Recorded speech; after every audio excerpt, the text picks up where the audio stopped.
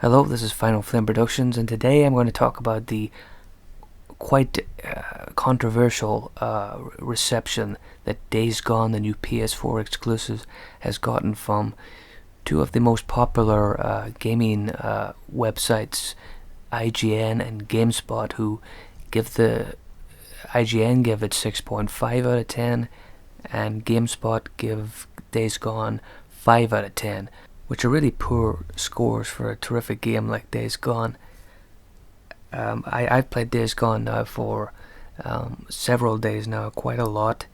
I'm really enjoying it, and I still am really puzzled by the low ratings and the reasoning given in these ratings and these reviews by IGN and GameSpot, and it's caused quite a stir and a debate online about the people doing these scores. Are they the right way to review games? Just one person's biases, one person's interest being given as the be all and end all of the reasoning behind these scores. Is that right? I believe personally that maybe two or three people should review a game, and they should each give their opinion, and that way you'd get a little bit more of a clearer view of what the score and what the game is really like, instead of having one person give their view and possibly it being, in this case anyway, the GameSpot one was a really puzzling review where they criticize weird things such as all the zombies being white, which is explained in the game and is perfectly well explained in the game, but in the review they ignore this completely. They complain about the main character, Deacon St. John, as being a selfish character in the GameSpot review, even though pretty much every mission you do is to help one of your friends or the people you meet. You save people in little pop-up side missions where you protect people who are being attacked in their vehicles. You fetch stuff to keep people alive. Deacon's character is the exact opposite of selfish, so I really wondered why or how you could describe Deacon as a selfish main character. GameSpot also talk about repetitive dialogue in the game, which is true, but lots of games have repetitive dialogue when it comes to side missions that are repeated in themselves. So did they really, if there's 100 plus nests to do they really expect 100 different, completely different dialogue lines? It's just a strange thing to criticize a game for, considering there's lots of games that repeat dialogue and have limited in-game dialogue, so that's a weird thing to criticize the game for. GameSpot also go after a certain part of the game where Deacon somehow accepts or admits that his wife is dead, and then later on he starts to investigate whether she is dead or not, and they think that that's a bad continuity, whereas in fact it's just the character looking into the possibility that his wife might still be alive. And that seems pretty normal, that if you were out in this world and you were interacting with all these characters, that you would actually, a guy like Deacon would look into this and try to know for sure something that he doesn't know for sure, that his wife is dead.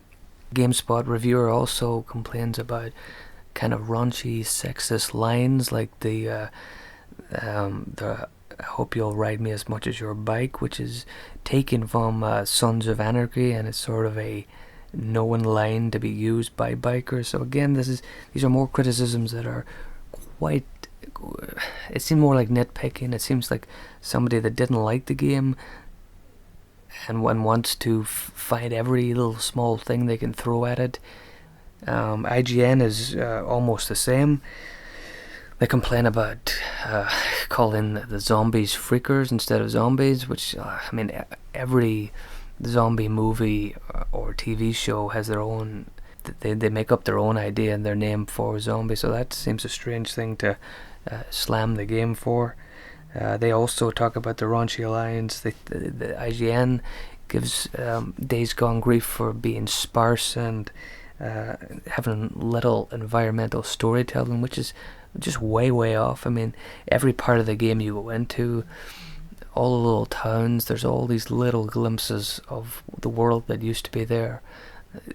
The game is highly detailed. I think the IGN reviewer also called the game grim, which is its exact opposite of grim. There might be moments where it's dark and grim, but there's also moments where there's the sun setting or sun rising. There's a little bit of rain, the puddles reflecting. You also went to snowy mountains and snowy lands that you're driving through. So the game is really beautiful and highly detailed. IGN also says there's not many surprises, but the game is littered with surprises as you drive through it, whether it be ambushes, whether it be wolves attacking you, bears, hordes. The massive hordes are something that IGN and GameSpot give the game credit for.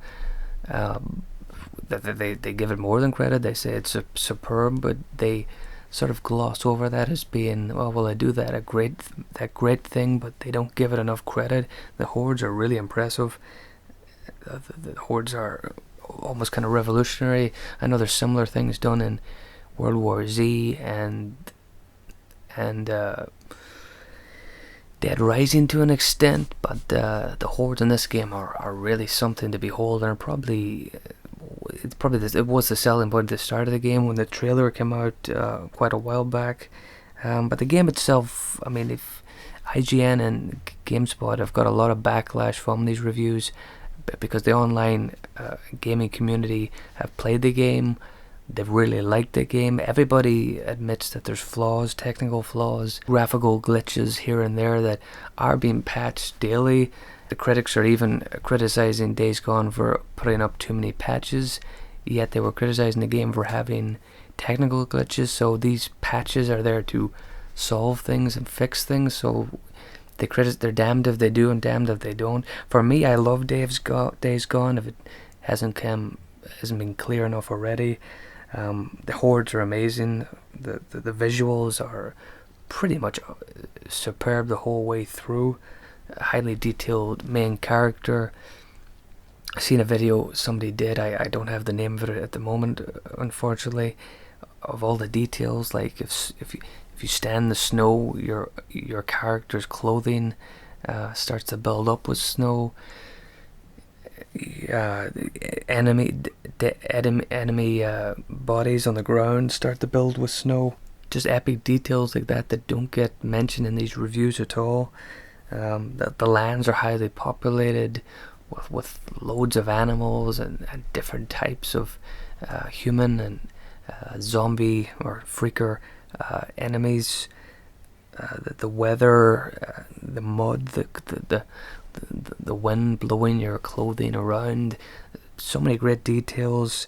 I know it's a little bit off track, but the score of the game is terrific. That main score, the trailer that's showing in cinemas at the moment and on TV, is probably one of the best cinematic trailers I've seen in a long time. And usually cinematic trailers are quite a boring thing because you're like, well, this isn't gameplay or even a real cutscene. It's just a cinematic one-off trailer, but it's a terrific one. You should check it out.